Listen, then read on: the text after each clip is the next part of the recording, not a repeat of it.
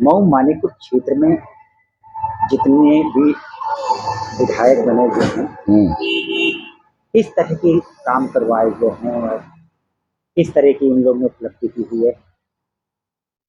उसकी उपलब्धता का मेरे अंदाज में संज्ञान नहीं कि उन्होंने विकास संबंधी आज तक जो प्रतिनिधि चुने गए हैं उनमें क्या क्या बेरोजगारी दूर करने के लिए यहाँ के बच्चों को शिक्षा, स्वास्थ्य, चिकित्सा के संबंध में क्या काम कराए गए हैं उसके बारे में मुझे जानकारी नहीं है।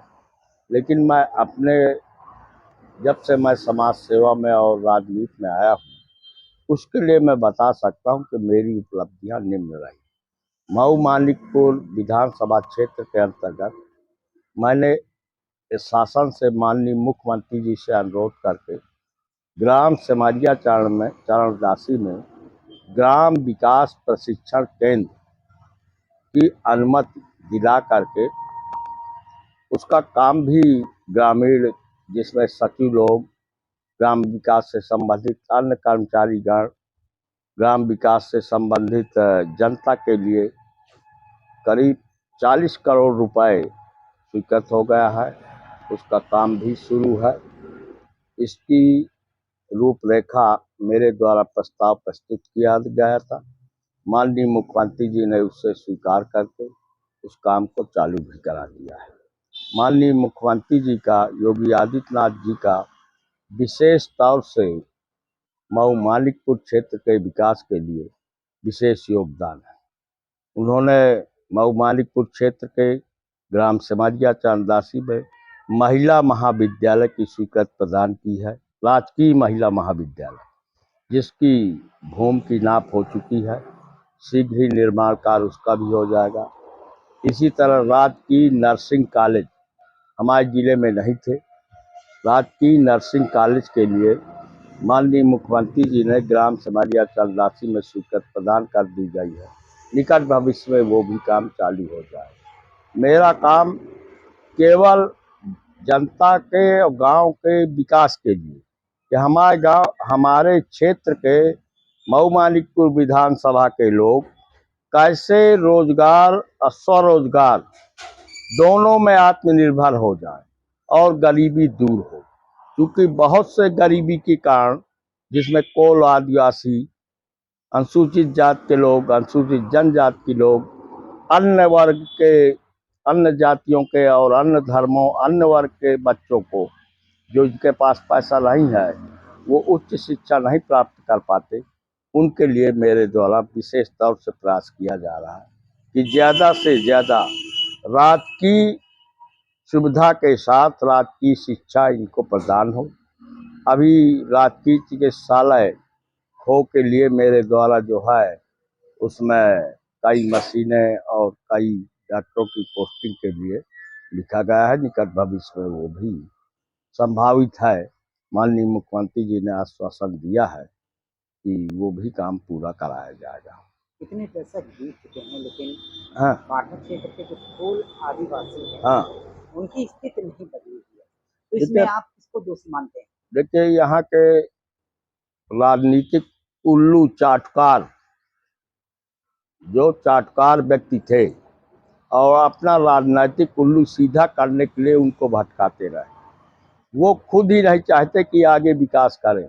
उनके विकास के लिए मेरे द्वारा, जब मैं वन विभाग में सर्विस में था, तो वर्ष 2001 में मैंने यहाँ से एक प्रस्ताव बनवा करके यहाँ के तत्कालीन प्रभागी वनाधिकारी से कोलों की जीविका के लिए आंवला, महुआ, गोंद, मोम, शहद, जड़ी बूटी, मतलब तमाम ऐसी जंगल की चीज़ें थी, जलाऊ लकड़ी, हक हकूक के अंतर्गत तमाम प्रस्ताव बनाकर शासन को वन विभाग की द्वारा प्रस्तुत किए गए।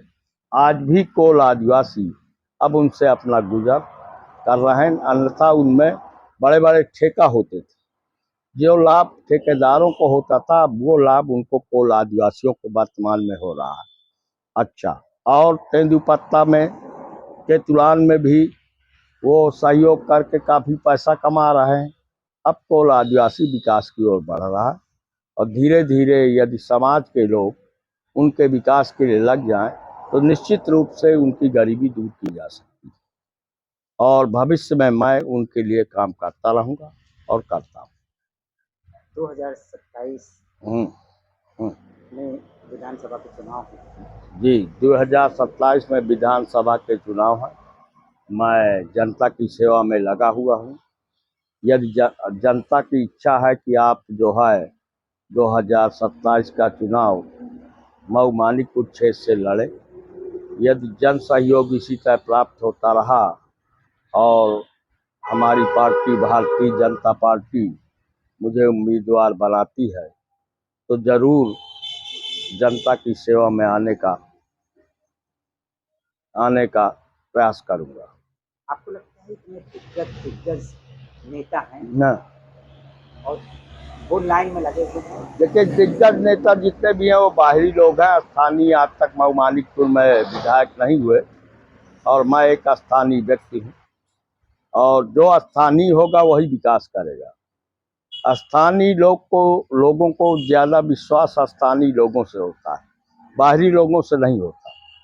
लेकिन अब ये पार्टी में हम अपना आवेदन करेंगे, मांग करेंगे। यदि मौका मिला तो निश्चित रूप से मैदान में रहेंगे। आपको लगता है कि क्या पार्टी आपको टिकट देगी?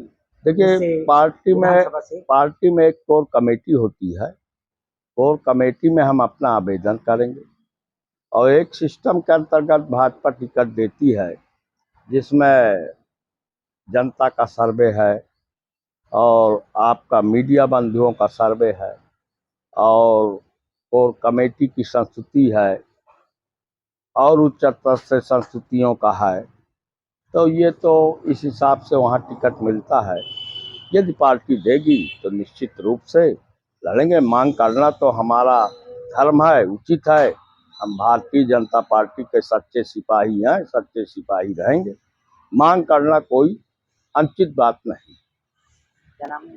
चंद्रमोहन द्विवेदी, जिला सह संयोजक, भारतीय जनता पार्टी, जनपद चित्रकूट।